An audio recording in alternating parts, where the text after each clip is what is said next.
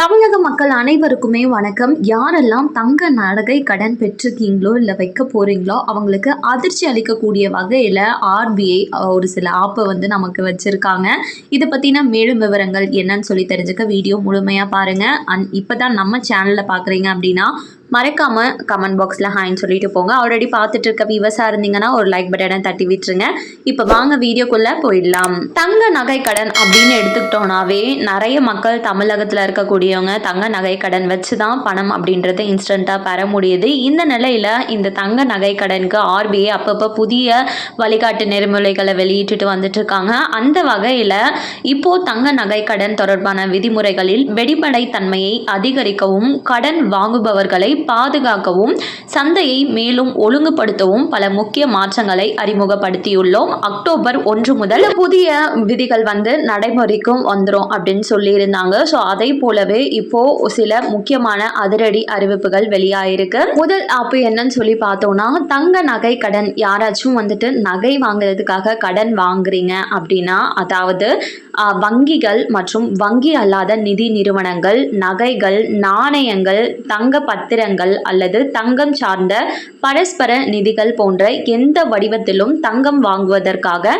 கடன் வழங்க தடை விதிக்கப்பட்டுள்ளது. அதாவது இதுக்கு முன்னாடி எல்லாம் நிறைய மக்கள் தங்கம் வாங்குறதுக்காக கடன் வாங்கி இல்லை இஎம்ஐ மூலமா பே பண்ற மாதிரியான ஆப்ஷன்ஸ் மூலமா தங்கம் நகை அப்படின்றது வாங்கிட்டு இருந்தாங்க.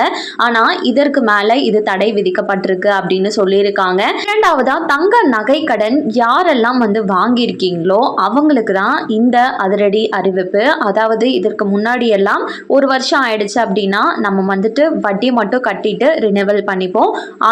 இதற்கு மேலே 12 மாதம் ஆயிடுச்சு அப்படின்னா நீங்கள் தங்க நகையை வச்சு ஒன்று அசல் மற்றும் வட்டி ரெண்டுத்தையும் சேர்த்து முழுமையாக செலுத்த வேண்டும் அப்படின்னும், இன்கேஸ் உங்களால் முடியாமல் போயிடுது அப்படின்னா ஏலம் விடப்படும் அப்படின்றத சொல்லியிருக்காங்க. ஸோ இது புல்லட் ரீபேமெண்ட் திட்டத்தில் யாரெல்லாம் கடன் வாங்கியிருக்கீங்களோ அவங்களுக்கு தான் பொருந்தும். ஸோ நீங்கள் தங்க நகை கடன் பெற்றிருக்கீங்க அப்படின்னா அது என்ன திட்டத்தின் கீழே பெற்றிருக்கீங்க அப்படின்னு உங்கள் பேங்க்ல இருக்கவங்களை கேட்டு தெரிஞ்சுக்கோங்க. இல்லைனா தங்க நகைக்கு ஆபத்து தான். இன்னொரு முக்கியமான கடன் தங்க நகை கடன் வாங்கினவங்களுக்கு சொல்லியிருக்காங்க. அதாவது நீங்கள் ரெண்டுத்தையும் பே பண்ணிட்டீங்க, அசல் மற்றும் வட்டி ரெண்டுத்தையும் பே பண்ணிட்டீங்க அப்படின்னா அந்த கடன் நிறுவனம் அதே நாள்லையோ இல்லைனா அதிகபட்சமாக 7 நாட்களுக்குள்ளேயோ உங்களோட அந்த தங்கத்தை திருப்பி கொடுக்கணும். அப்படி திருப்பி கொடுக்காம போகக்கூடிய ஒவ்வொரு நாளுமே தாமதமாகக்கூடிய அந்த நாளுக்கு ஒவ்வொரு நாளுக்குமே 5000 ரூபாய் வாடிக்கையாளர்களுக்கு கொடுக்கணும் அப்படின்னு ஆர்பிஐ இப்போ ஒரு புதிய அறிவிப்பை வெளியிட்டிருக்காங்க.